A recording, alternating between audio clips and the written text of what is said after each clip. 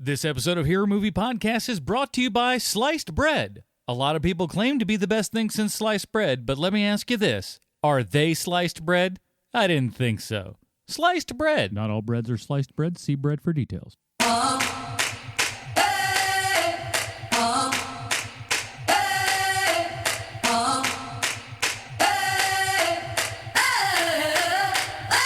I'm living in that 21st century, doing something mean to it. Do it better than anybody you ever seen. Do it. Screams from the haters, got a nice ring to it. I guess every superhero need his theme music. No one man should have all that power.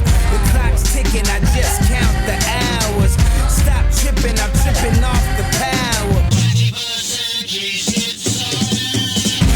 Ladies and gentlemen, welcome to Hero Movie Podcast, your greatest source for superhero movie discussion in the multiverse. I am your host, Adam Fortress, and I'm joined by a man who swears the pill he takes makes him last longer than 5 minutes, Sweet Sean Kovacs from the internet.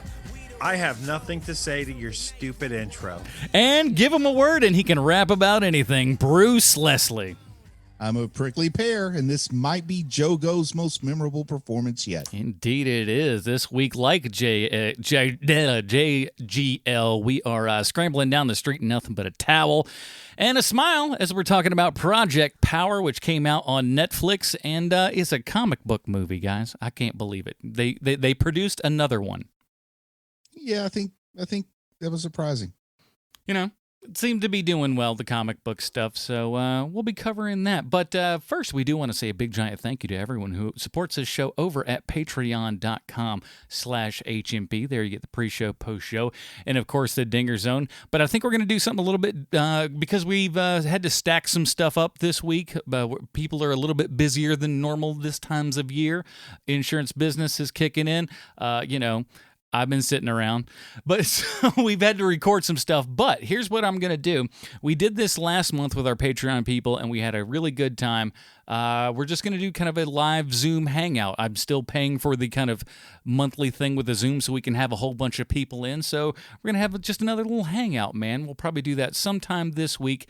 Keep an eye out on the Patreon page, and we'll set that up. We're going to try to get it at a good enough time to where hopefully everybody is around that can kind of be around. So check that out. And As you know, I think that is an amazing idea. I think that you need to do more of that. I wish I could, but the insurance business is insane right now. Be what it be.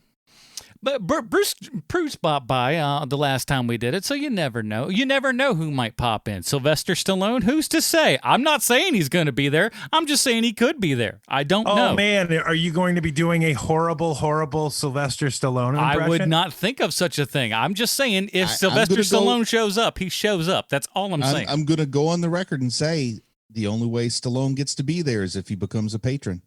That's true. You know what? I hate to say it, but pay a Stallone. But guess what, boys? We got a brand new Patreon supporter. Ooh, oh my goodness. And this one is a big one. Ladies and gentlemen, you hear his name at the end of every bloody flippin' episode that we do. What?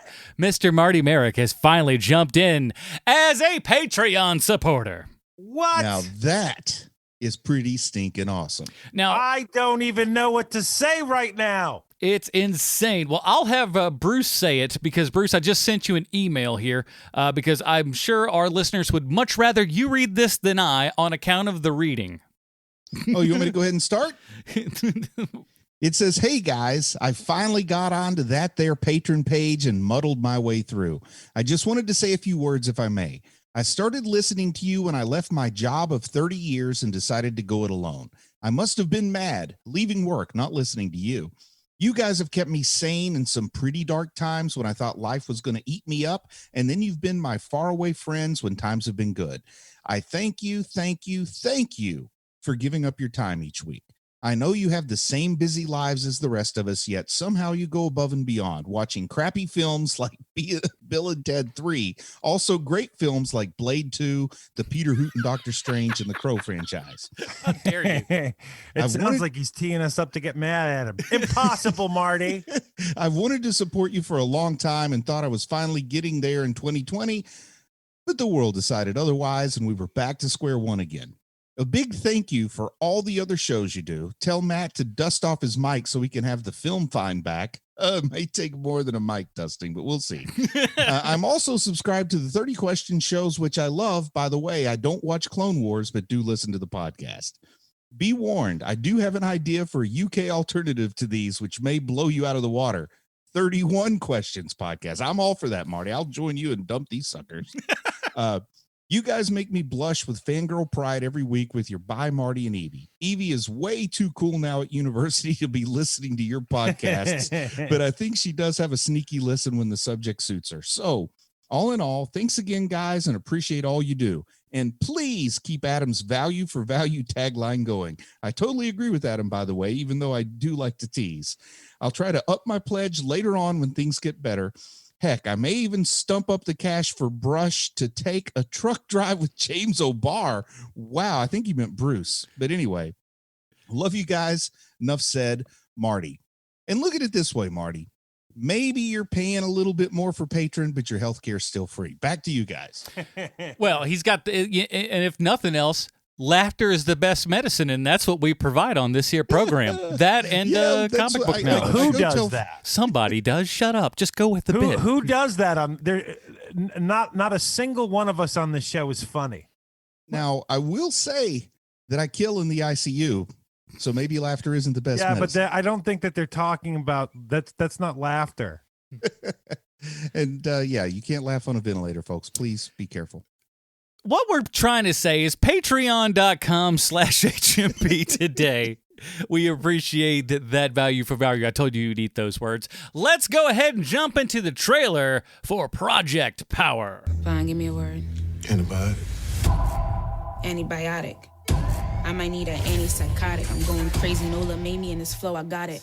I've been about it, even if my mental space is crowded. I keep it in because a guilty dog gon' bark the loudest. My mom's the proudest, and I know that we can make it out. If we made it through a flood, I bet we gon' get through the drought. And I may be little, but in these waters, you won't catch me drowning. One day I swim in all them dollar bills I'm gonna be counting. Smoke that. Welcome to Project Power. On the streets, they talking about how I'll give you superpowers. But they're not talking about how one hit could kill you. We're gonna end this. What do you need? Still got the pills on you? It's about to get real noisy.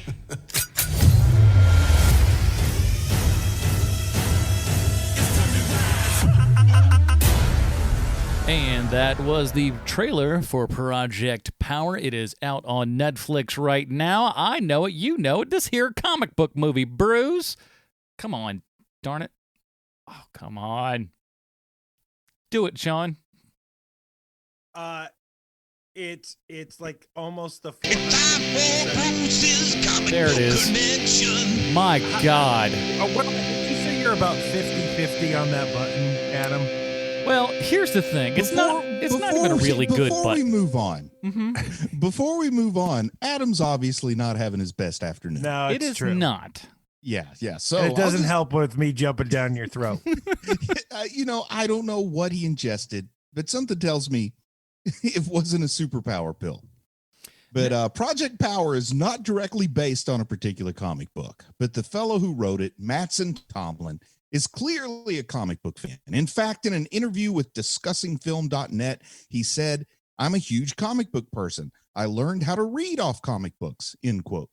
Now, when asked in a different interview about the inspiration for his script, Tomlin said, "I don't have the rights to any comic books, and Marvel and DC aren't going to ask me to do anything, so it was just figuring out how I can play in this space with a big original idea." Now, that statement was, of course, true when he gave it to Insider.com, but it's not true now, as Tomlinson has been brought on board as one of the screenwriters for the COVID-cursed upcoming Colin Farrell vehicle, The Batman. But as part of his efforts to get Project Powers produced, Tomlin reported that he incorporated freestyle rap into a pitch meeting. Here is his description of how that meeting went over. My manager said he thought the script was worth having some people hear the pitch. So I went to this agency, and at the head of this conference room table in front of all these agents, I just started rapping for like a minute and a half. It stunned people. Not stunned by how great it was, mind you, but stunned that this psychopath got into the building.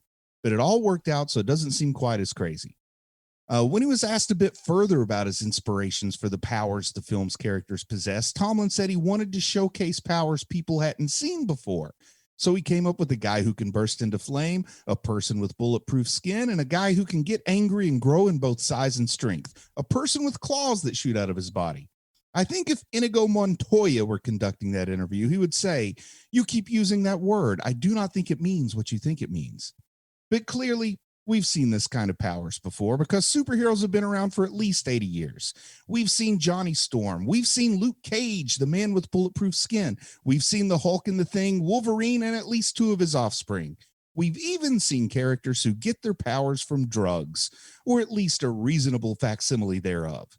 Hourman is the most classic example that comes to mind when I think of the conceit in this movie. Now, Rex Tyler, created by Ken Fitch and Bernard Bali, first appeared in Adventure Comics number 48 in 1940. He was a research chemist working with vitamins and hormones, and through a series of events, he discovered a formula called Miraclo, trademark 1940, Bannerman Chemicals. He tested the formula on mice. Then, after taking a dose himself, Rex found he could have superhuman strength and speed for an hour before returning to human levels. Now, granted, Hourman is not 5 Minute Man, so some new limitations are added for Project Powers, but I think we can see some similarities.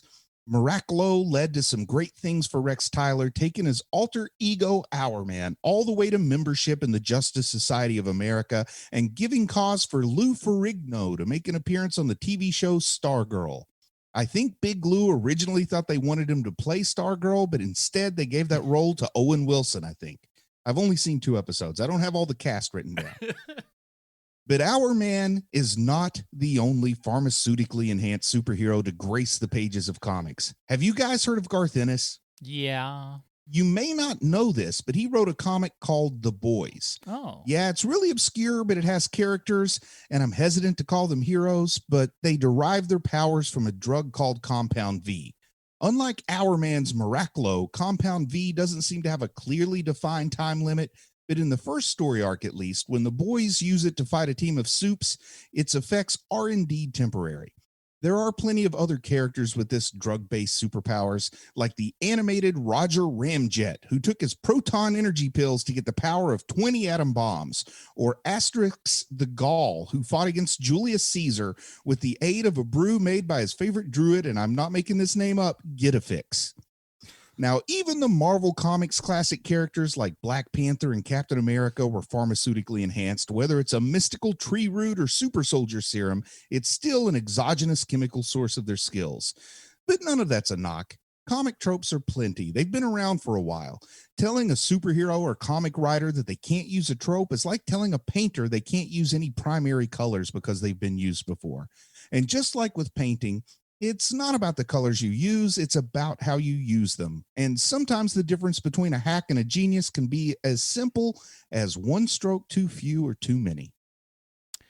Indeed. So the directors of this movie are Henry Jost and Ariel Schulman. Do you guys know about their career at all? Are you familiar with them? It's really, really bizarre. So in 2010, they released a movie that kind of got like some real indie love and everything.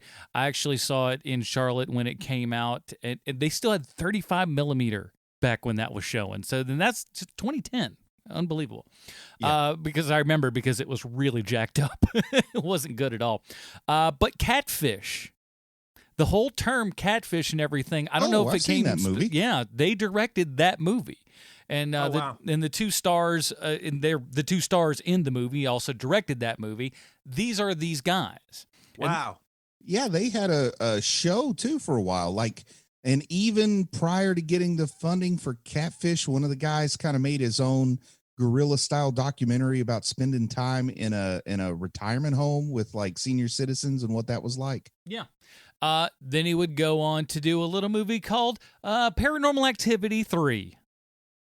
Oh, I've heard that's one of the Sure. better ones. That one is one of the great ones. Eventually, all of us will be working for Blumhouse. They did do 4 then, and 4 kind of sucked. I'm not going to lie about that. But they did a movie called Nerve a couple years ago, which was another movie that when you watch it, you'll be able to understand what their directorial style is.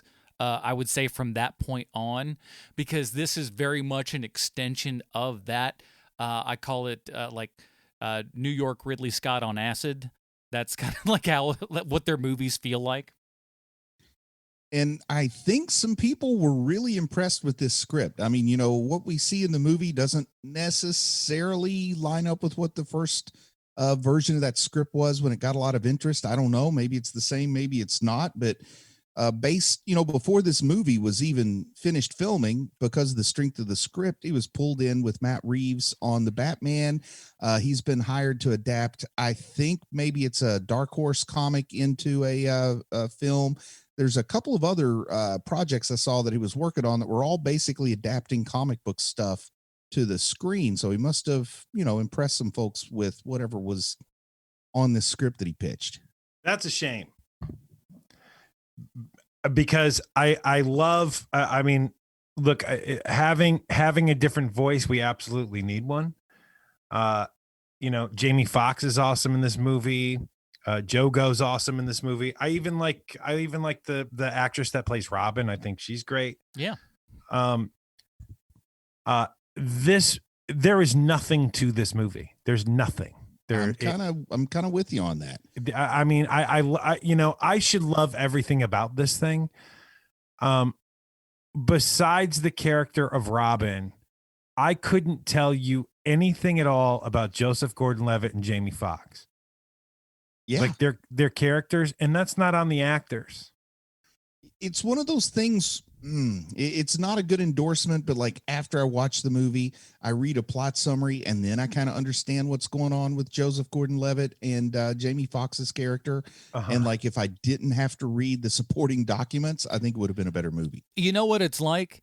It's like going into a television show 2 episodes in, like something that's a continuous, like Lost or something. If you're in the second episode, you're like, wait a minute, what happened here? I mean, sure, they'll eventually go back, but it feels like there's some backstory that we're not getting, because the most that we got is like him looking at a picture of his daughter, and it's like, yeah, that was my daughter. They took her away, and then she was gone. And you don't feel anything there.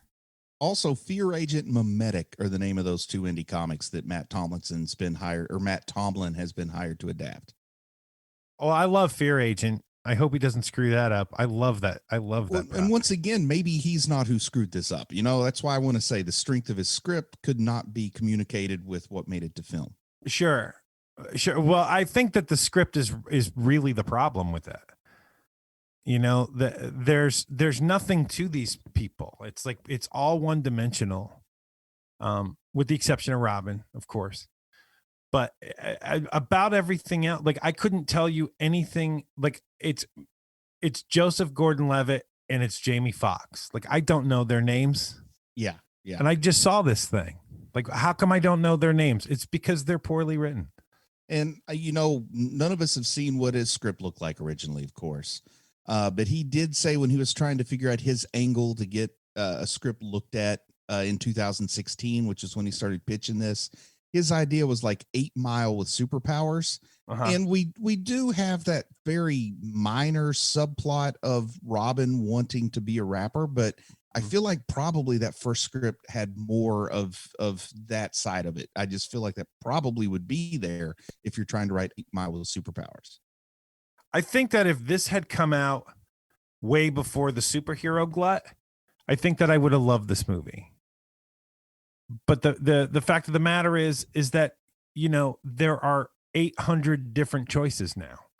Yeah. And this just feels like more of the same, just in a different wrapper. And then I'm starting to wonder, like there is, I don't know, movies that are actually produced by Netflix. I'm not talking about an indie film that was looking for a distributor and Netflix picked it up, right, like Roma, but I'm just kind of starting to feel a certain blandness. And I wonder if Netflix maybe blanded this down a little bit and made it a less likable movie. Oh, you mean I like don't if they put like a little bit more of an edge on it? You mean?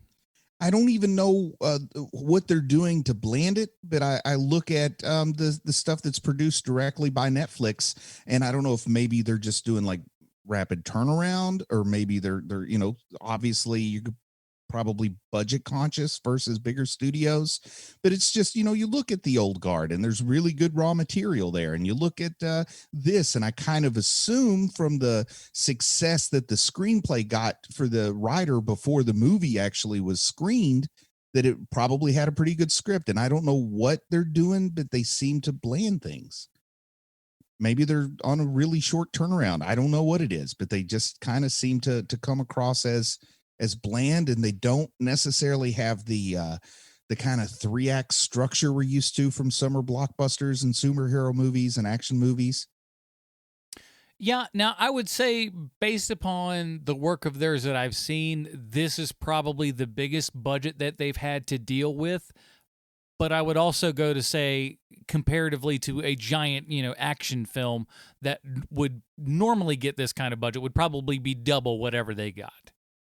And, I can go ahead. I don't know. Did they actually produce Polar, or did they purchase it? I don't know. But it's another one of those that, like, I feel like it could have been better, and I don't mean like it could have been better in that anything can be better. But I mean, I feel like the parts were there to make that a little more exciting, but they don't kind of lean in any one direction. Let me throw this at you. What would you think about taking things like this, like Polar, a couple of these things that are like almost but not quite there, instead of having just like one movie? Couldn't they do like some of these like maxi series where you have like, maybe 3 or 4 episodes tops, but and just give that little arc or something? That worked really good for I'm Not Okay With This, but I'm worried if you take like Polar and turn it into a maxi series or a mini series, it just kind of starts to feel like some of the other shows I haven't really bothered to finish. Yeah. It just gives me a chance to jump off. Yeah. Yeah, I got to tell you, there's no way I would have watched this thing all the way through if I didn't have to. And I hate to be the zoo animal just sitting back and flinging my poo without having like a more positive suggestion. But sadly, that's kind of what I'm doing right now. Well, I'm going to be honest with you. I will say this. All of your points are very, very valid, and I actually agree with them. However, I had fun with this stupid thing. I know that the characters are poorly written, if, at best, really.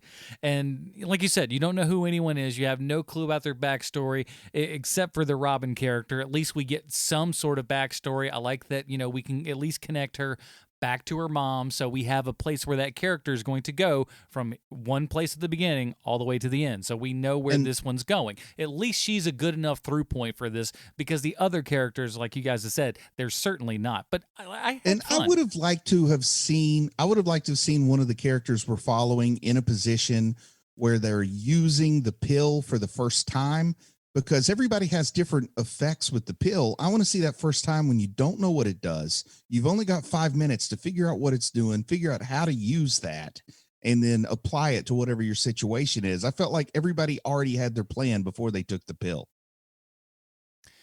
Yeah, that was another one. It seemed like everybody just knows exactly what's going on with their power, how they control their powers too. I mean, even Jamie Foxx said like, and that's what we'll call him because we don't remember this character's name. But he said that he hadn't. How many times? He didn't say he took it all the time, but he'd only taken it a couple times, right? Well, how did he know how to control those powers so well, having done it so few times? I'm feeling like the way this conversation's going, it's okay to jump to the end here when we're talking about Jamie Foxx using the pill. But when Jamie Foxx does use his power, the implication is that it kills him. So how did he ever learn he had it? Yeah. Yeah. Another massive problem with this thing is that there's nothing is a surprise in this show. Yeah. Like there wasn't a single time watching this where I was honestly like, oh, hey, like, that's nice. That's a nice turn. Like, there wasn't a single moment. And they've set up your classic man on a mission, just like John Wick or like Taken did before it. Or The Equalizer. Yeah, you've got all these man on a mission movies out there. And, like I said in the comic book connection, there's nothing wrong with using tropes if you know that they're going to make the movie better. And a lot of times people will use a phrase about a movie so bad it's good, but also I think your intentions can be so good that it's bad because you don't want to be cliche, you don't want to follow tropes, you don't want to do what's already been done, and then you end up giving you something that people can't necessarily relate to because they haven't been conditioned to it. So it's like a so good it's bad situation. I don't know, but they really could have set this up to have some great non-superpowered action, have Joseph Gordon-Levitt and Jamie Foxx doing what we know they can do well in the movie, and then have the superpower action for a big set piece in the middle and a nice big climax and a few little interesting things in the beginning to get you hooked. It starts off okay with that whole thing that goes down with Machine Gun Kelly, but it starts failing the phone test. I love that term that you've introduced to HMP, Sean, because now I have a term for movies like this. Like if you fail the phone test early, it's hard to get somebody back at the end. It's true.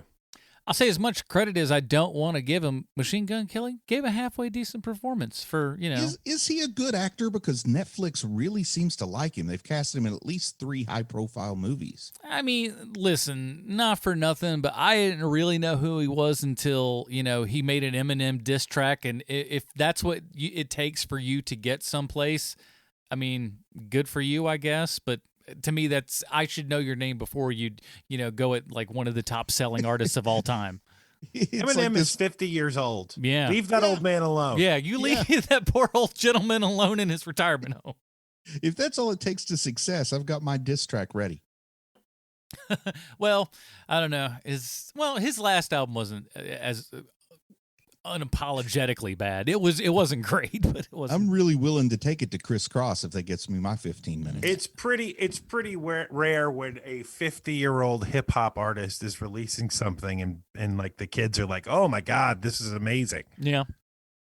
Well, at least everybody knows that like Snoop Dogg can go around as just like a hip hop grandpa at this point and just go like just play all your great songs that we all love, and then he's done. Which hip hop desperately needs? It needs that old like the old man who's like, "Hey, I made a lot of edgy stuff in the 90s. I'm too old for that now. Let me just bask in my past glory," and that's what he's there for. Yeah, he's having a great time. He looks younger than ever. That's the weirdest part. Well, his life is a lot easier now. That's true. I think one of the biggest problems with this is they have 3 main actors, but they're trying to tell 2 lead stories, I guess. So we've got the Robin story, and then what should be either like, your co-headliner or co-star in this, we've got within, Joseph Gordon-Levitt and Jamie Foxx's character. They kind of take up one person because we get kind of a half from each of them. We don't really get the full story from either of them, so they just smashed them together, and you're like, that's your co-star, or that's your co-headliner. Almost co-headliner, really, because Robin's only half the story, really, without those 2 guys, but they're half a person each. Really, Robin should have her own motivations and her own actions. Major is the one whose motivations push the movie along, and then Joseph Gordon-Levitt's officer should also have his own that he's following, and then those 3 should intersect. But it really feels like we start off with sort of a half-hearted attempt at 2 of those 3 stories, and then it just all gets wrapped around Jamie Foxx, who is an awesome guy, but his filmography's all over the place, man. I mean, he's done some great movies and great performances, and then he's also done some that aren't as critically lauded, so it wouldn't hurt to let Jogo have a little chance to shine, as well as to let Dominique Fishback, the relative newcomer, who honestly does a great job, I think. Let her. All 3 of them are great. Yeah. All 3 of them are great. The thing that can you imagine if Joseph Gordon-Levitt and Jamie Foxx were starring in a real movie together? Yeah, that would be amazing. Yeah, and then I don't want it to be like to come across against either Jamie Foxx or Joseph Gordon-Levitt, but Joseph Gordon-Levitt, an incredible actor, but if I hire him to dress up like a clown and juggle, he may not be as good as somebody who that's their thing. You know what I mean? And it's just, I feel like I kind of just feel like he was wasted a little bit, that they could have done more with him. Yeah, I mean, I think that's a script limitation at that point, wouldn't you think? And direction. I like to put a lot of blame on direction because because he keeps deflecting being on the writing for some reason. He likes this guy. All right. Well, none of us have seen the script either. I mean, you ever? Come on, you guys know that. Yeah. But I mean, but Bruce, I mean, just look at the movie. Like the script is bad. Well, but also Beverly Hills Cop and Cobra, same script, not the same movie. Beverly Hills Cop and Cobra are the same script? Yeah, you need to read up on that because originally Axel Foley was going to be Sylvester Stallone. Well, I knew and that once he part. got cast, it had to become a Sylvester Stallone movie. So they bought some other property, but essentially they both started with the same raw material. So different powers that be give you very different movies. It's kind of like Zodiac and Deadpool or whatever the Drowning Pool, whatever Clint Eastwood flick it was where I forget. But here's the thing. I'll say this. Granted, their characters... My Blue Heaven and Goodfellas. That's the big one. Yeah. But their characters, while not written very well, these two, in almost every role that they're in, even if it's crap, they're giving it 1,000%. The words coming out of their faces are dumb, but I'll be doggone if they are both not giving it 110% on everything. And I admire that. Yeah. You got to say these guys don't phone in the performance like some high-profile actors can do. I've got to say that I was never a huge Jamie Foxx fan until Baby Driver. Oh, and really? He's so good in Baby Driver that it completely changed my mind. Yeah, I haven't seen Baby Driver, but I mean, I'm not anybody special. I was really impressed with Ray, and then I absolutely liked him recently. The most recent thing I'd seen before this was Just Mercy with Michael B. Jordan. I like Jamie Foxx when he's doing the real acting and not the comedy.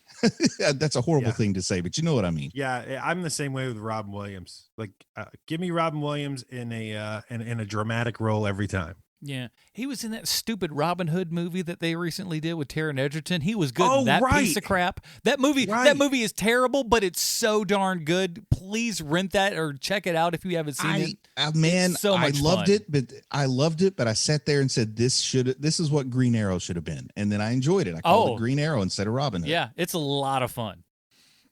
But I will see it. I just love Jamie Foxx being in stuff and just really giving it his all. They know how to shoot. Here's the thing: you can at least say this: the movie looks pretty. Am I wrong? No. I mean it's as hell. I mean it's stylized for sure, but I don't know. I enjoyed it. I mean, for me, I think my favorite part of the whole thing was there at the beginning when Machine Gun Kelly turns into Johnny Storm. I really like the idea that you can flame on, but you pay a price for it. Clearly he's scarred from having done it before. The way that whole sequel went down, it's totally different from how a superhero who can burst into flame is usually depicted. And I kind of like that. And I like that about all the kind of things, Joseph Gordon-Levitt gets shot in the head with a gun, and of course the bullet goes. But here's the thing: but that scar remains, like you said. So, like, you can still look at his face and know that he got shot. It's not like the actual scar tissue goes away or heals. He can just, be bulletproof for 5 minutes. Yeah, and I can't give a specific example, but that didn't feel as novel to me as the whole thing that went down with Newt. And then I'll say that maybe there were some interesting visuals at the end when Jamie Foxx finally used his power pill as his doomsday attack or whatever.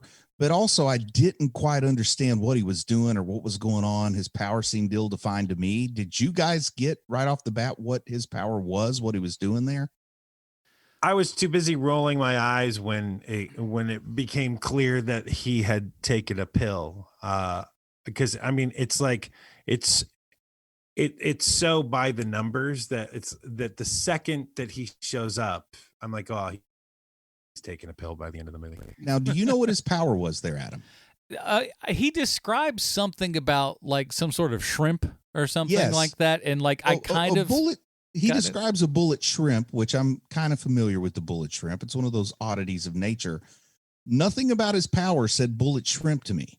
Yeah, I was like, is he electrocuting things because there's a lot of water around? I couldn't tell. kind of look like telekinesis, or maybe he's giving off an energy wave. There's Yeah. this X-Men character who was a novelty for a while that like his power was, if he used his power, he could destroy the whole world. So he had never used it.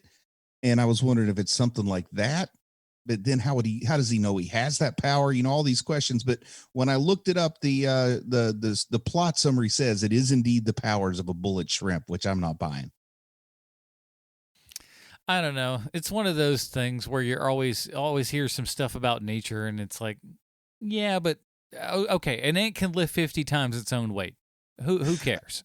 I think it'd be better if he had the powers of a mantis shrimp and he could see colors that we don't even know exist. Now that would have been kind of a useless power, but it would have been a neat visual on the screen. I wish I could explain it to you, man. It's like, well, that's just peyote you're taking, sir. That's not even. Yeah. And also there's always a party that's like, how much do these mantis shrimp photoreceptor analysis guys really know what they're doing? Like maybe they're just pulling this out of their butt. You can't really prove them wrong. Like here, I'm showing the shrimp a color that we can't see, but I promise you he's seeing it. Yeah, exactly. What's the exit interview like with the shrimp? That's a mystery man power. Yeah. It's famous stand-up bit. I don't remember from who, but they talk about like the male seahorse lays the eggs. Why don't they just call that one the female? Like at some point guys were in a room and they screwed up and they were they couldn't swallow their pride and say, oops, we misidentified which one's the female. So they've been riding that out for like 100 years now. Classic Jim Gaffigan joke. Is that what that is? Mm-hmm. Man, I like that guy more and more every day now.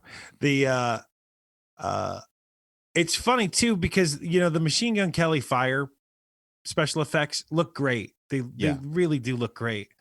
But then when they switch to the chameleon guy, who's robbing the bank, there are moments in that where he literally looks like that one small video that the special effects guy made where there's a like a computer generated man running down the street and he's tweaking out like on purpose, and it looks so weird. That's what it looks like to me. Well, I can almost tell you by looking at it. I can almost tell you what they did. Because I saw this years ago with color correction and stuff, how they can just kind of map on right there. They just mapped a couple things on him and just kind of whoop, just did all that stuff. Because it looked like it was at least on a person, which I can at least, respect that much of it to where it looked like they actually, modeled it correctly and everything. But it was okay. It could have been a lot worse. And that was the weakest power, man. I wasn't buying that very much. Like, I think he looks like the Hollow Man. It's not like he's invisible though, like Hollow Man. Like he can maybe get the jump on somebody, but once you're looking for him, he's going to be easy to see. I wasn't buying that he was just blended into his surroundings seamlessly. Well, no, that's just more. It's like when I was a kid, I always thought people that wore camo to go deer hunting, I always thought they were full of crap because they didn't look anything like the woods to me. Well, what's worse now is that all the camouflage is that digital stuff. You know what I'm talking about? Yeah, it's supposed to work better, though. It's supposedly. I don't know. It just seems weird that we would just go to like 8-bit graphics and all of a sudden they're like, no, they for real can't see you now. It does look, I mean, you blend in a lot better with that. You really do. It's strange, but I still even say like you only blend in if nobody's looking for you. Well, It's not being invisible, but they try to play it up like he's invisible. But then when he's running away, I can clearly see him. But it seems like other people I don't can't. think Jeep is selling it as we're a stealth bomber so much as it is. This is a color option. Yeah, but they're trying to play it off like nobody can catch this guy. Once he starts running, I don't think he has any more defense than any other naked guy running down the street. No, that's true. Which is to say, if you're running down the street and you got clothes on, somebody might tackle you. You're naked, they do step aside. Is there any worse of a 90s look than a cop wearing a football jersey and his badge around his neck? What that reminded me of, man, was Billy Crystal in Running Scared. Yes, good movie. It's so funny, and you gotta hand it to Joseph Gordon-Levitt though. He is really good with that accent. Yeah. But the problem is him wearing that ridiculous Saints jersey the entire movie, the entire movie. Yeah. It's like, hey, everybody, don't forget, I'm from New Orleans. I think New Orleans tax credit thing, which they absolutely have, had like there were some clause in there that go, you must say New Orleans at least 38 times in this film in order for you to get also, that cash rebate. Also, I'm not like a violent criminal by any means, but I got to imagine somebody rolls up on a dirt bike with a badge hanging around their neck. You might not believe that they're legitimate a cop. Well, they got to start pointing their gun and swearing at you. And at that point, you're like, I figure he's probably a cop. I'll give it to him. Yeah, I mean, just the fact that he rolls up on the dirt bike, no questions about like why is a cop on a dirt bike in an inner city area? You know, it just plays out from there. Never trust somebody who just rides a dirt bike in like a city area or anything like that. You can't trust those I'll people. go further than that, Adam. Don't trust anybody riding a dirt bike. Don't trust an adult riding a dirt bike. Yeah, okay, And- I'll go with and that. I Anywhere. know, I do know, according to online advertising that gets shown to me, that you can order one of those badges you wear around your neck from Wish. So you can't just trust the badge around the neck on with a guy on a dirt bike. Yeah, but if you're getting it from Wish, it says like, Honeycomb Hideout Sheriff or some such nonsense. Yeah, so. but it's Oh, nighttime. man, if How it can you did say read that? I would be buying one. Right now, I'm stuck with my FBI hat that when you look closer says Federal Booby Inspector. I don't put it 2 seconds past you to actually own one of those. Now, I also like just silly little things that I enjoyed from this is I like the idea that the pill kind of glows and everything. I thought that was neat, and using that as like a little tiny practical effect on I set. agree. So whenever That you is can see cool. that, very neat looking. See, that just, I guess it is neat looking, but for me, it just starts to invite questions like, why does it glow? And if it does glow, wouldn't there be advantages to like putting it in a capsule so you couldn't see the glowing? Well, but here's my problem with it is that if the pills glow, then why aren't you using that to the full effect as a filmmaker? Okay. Yeah. Because they don't really go all the way with it as they should. Just because it's like half and half, you mean? Well, because they don't go all the way with it. Where like, yeah, the pill glows yellow, but they're not using it to its full effect. Like you're not seeing that moment where it's like complete darkness and somebody has a pill in front of their face. Okay, I gotcha. And You don't really get that really dynamic moment with it. And it also only seems to glow right when you're getting ready to take it. Like the pill knows, Also because true. you don't see anybody's Well, you pocket take it out of glowing. the pack, right? And that's what makes it glow. Yeah, it's like a 2-in-1. You kind of shake it a little bit so it activates. Oh, like a glow stick. Yeah. Okay, I can get down with that. I've raved a few times. Yeah, just mix all your chemicals together, and once you've broken that seal, then it's time to party.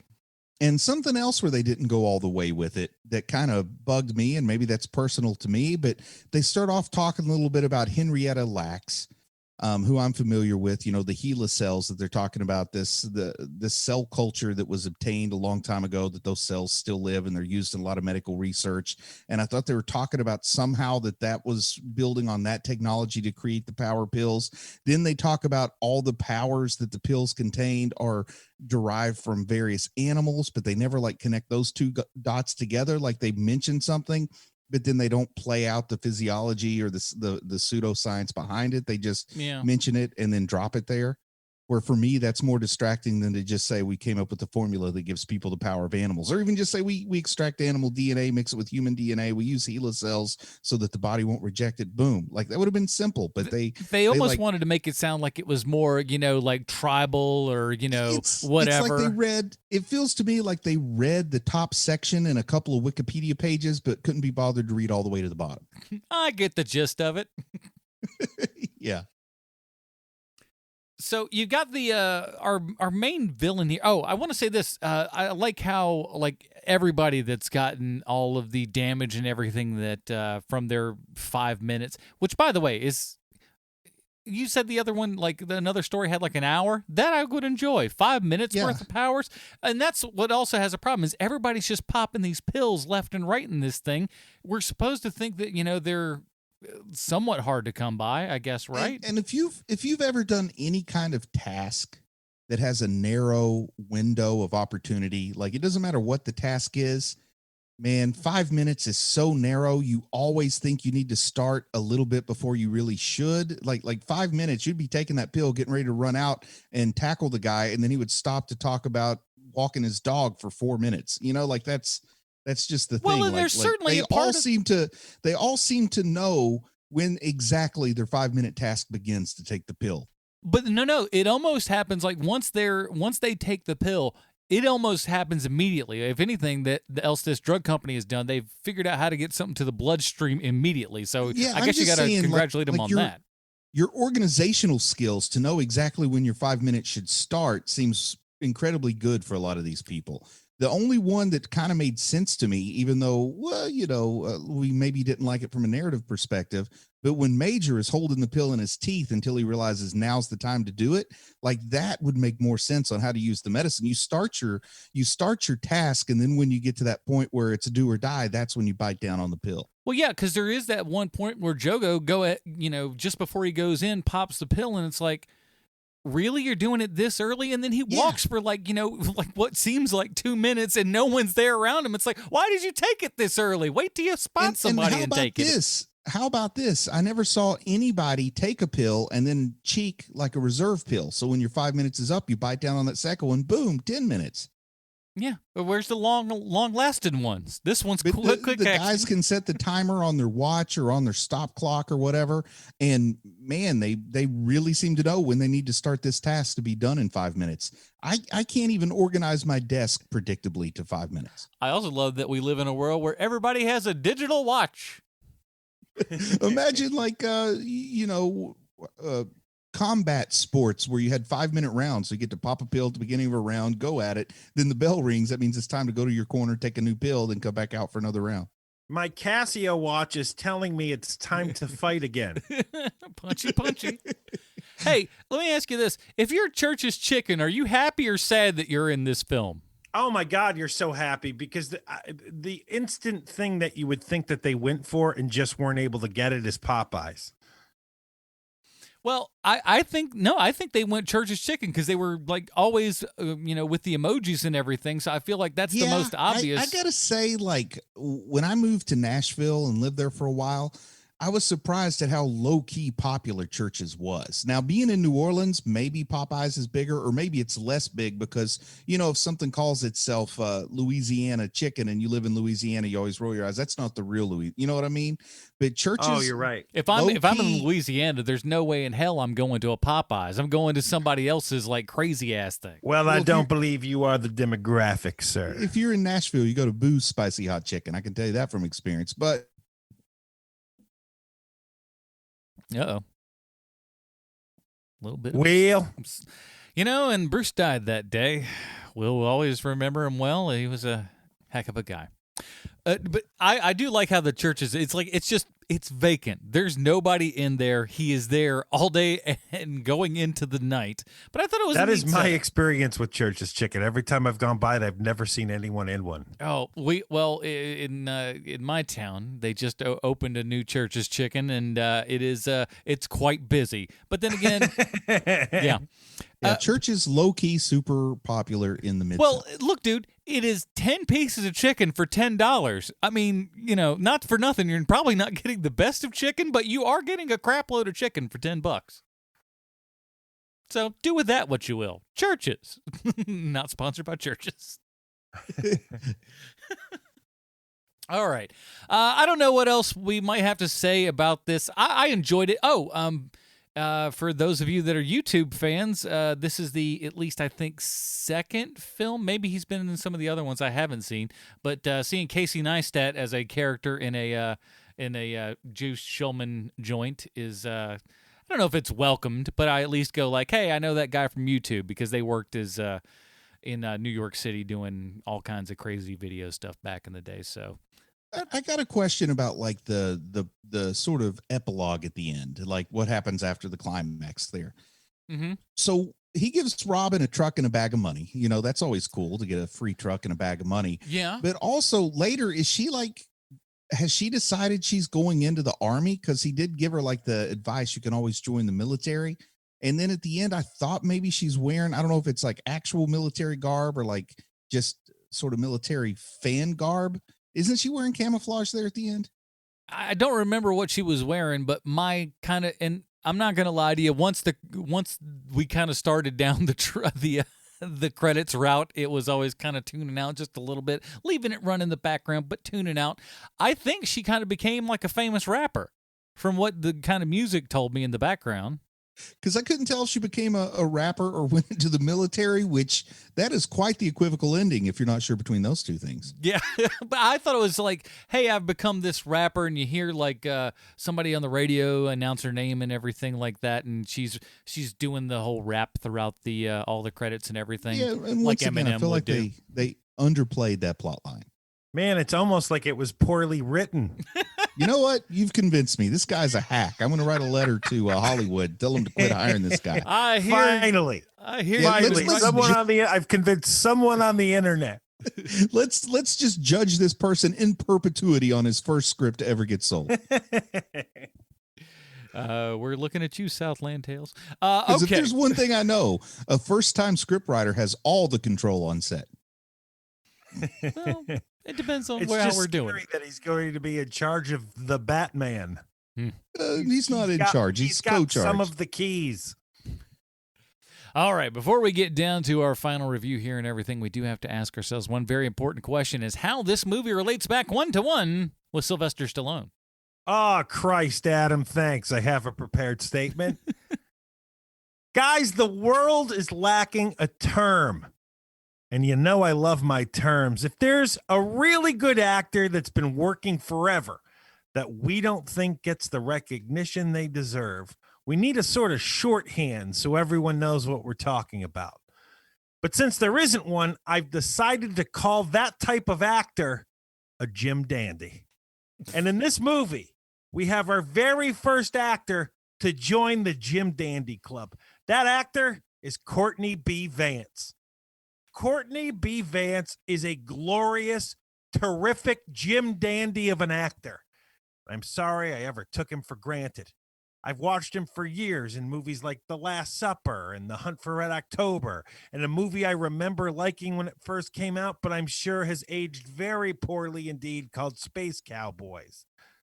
And Courtney B. Vance plays Captain Crane in Project Power. He's in it for maybe 11 seconds, but that's not Courtney B. Vance's fault. They had him on set. Use the man's talents. This Jim Dandy came onto my radar in the first 2 episodes of Lovecraft Country. You see him in Lovecraft Country, you'll agree with your old pal, Sweet Chauncey from the internet, that Courtney B. Vance has earned his place as the inaugural member of the Jim Dandy Club. And since I'm talking about Courtney B. Vance, you better believe that he worked with the guy who put the sex and sexual assault allegations, Sylvester Stallone. They worked together on a movie called I See You, a movie that when they make the biopic on Sylvester Stallone life, they will skip the part where he performs in this direct-to-video monstrosity from Turd Town. Now, I haven't seen it, but you know who I bet is great in it? Courtney B. Vance, who plays Reverend Jones, who I'm willing to bet is a thoughtful civic leader with a problem. I've always thought about doing a dive into the Stallone canon, but crap like this always makes me ask why. Like seeing an African-American at a Trump rally or seeing anyone attend a Trump rally. Stop being so political, Sweet Chauncey. I listen to your show for certain opinions about things, but not other things. So there you have it, sweet Kovaxers. This week's Stallone connection is also our first member into the Jim Dandy Club, Courtney B. Vance. Adam and Bruce, this is the 323rd episode of this bit, and still no word from Sylvester Stallone. Well, our thoughts and prayers are with Sylvester Stallone. Well, here at Hero Movie Podcast, we have our own patented Robin rating system. If you'd like to check that out, head on over to our Reddit, man. Reddit.com/r/Hero Movie Podcast is right there, man. Check us out. Bruce, where does Project Power? It's not a great name either. Doesn't really, catch in the brain. Where does it fall in the Robin rating system for you? Well, they did the best they could with such a weak script. Clearly the script was the problem. I've come around to seeing that. So No matter how many stars you put in there, you just can't, you can, what did they say? You can polish a turd, but you can't make it shine. I'm going to give this a Stephanie Brown because it failed the phone test horribly for me. Sean, what do you got? It's a complete Stephanie Brown. Bruce is absolutely right. You know, the worst part about this thing is that it's completely forgettable. I mean, utterly forgettable. It's like I always say, and then Adam stole from me, the worst thing you can make is not a bad movie. It's a completely vanilla, forgettable movie. When I said that it was so good. It sounded way better coming out of your mouth when I'd been saying it for years. But anyway, it's something, you know, you like we said, Joe Cocker just makes that song just a little bit better, don't he? Yep, you are the Joe Cocker of podcasting. I believe that. I wish I was. Stephanie Brown all the way. This is a Damien for me. I didn't mind it nearly as much. All of your points are absolutely 100% valid. Maybe it's because I've seen these guys work over the years and everything and have kind of enjoyed it. I don't love it by any stretch of the means, but they feel like they have a very particular style that they do, and what they're good at what they do, even if they do is maybe not what you would like them to do, I guess. I don't know. So that is it, everybody. Project Power is available on Netflix right now. Join us next week. We're not sure what we're doing next week. I thought we were going to talk about that before the show, but I forgot. So we'll talk about that on the after show. How do you get that after show? That's right. You head on over to patreon.com/HMP, pre-show, post-show, Dinger Zone, and the meeting with all of you fine Patreon supporters later this week. Bruce, where can we find more of your work on the internet until then?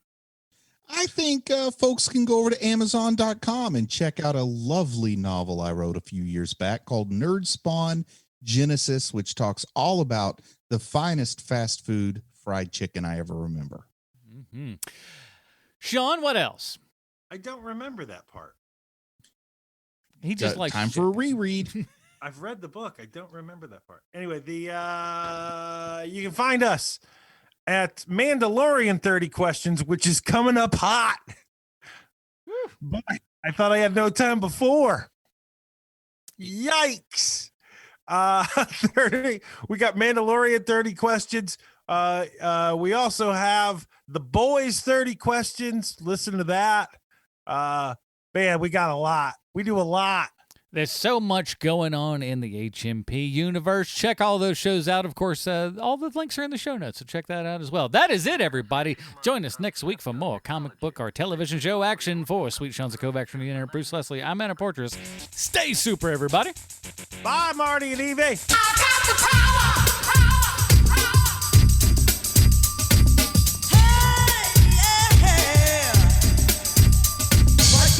Whip, snap, attack, front to back, in this thing called rap. Feel like a double rhyme, double on a heavenly level. Bang the bass, turn up the treble. Flash for my day and night all the time. 714, wise, divine, maniac, radiac, winning the game. I'm the lyrical Jesse James.